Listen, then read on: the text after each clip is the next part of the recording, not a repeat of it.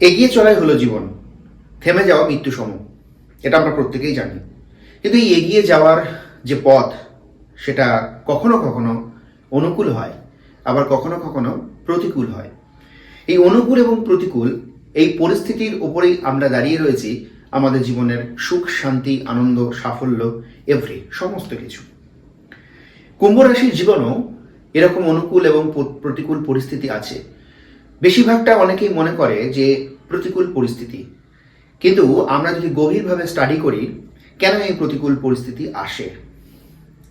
দেখুন, এই যে কুম্ভ রাশির ঘরে 3টি নক্ষত্র আমরা পাই।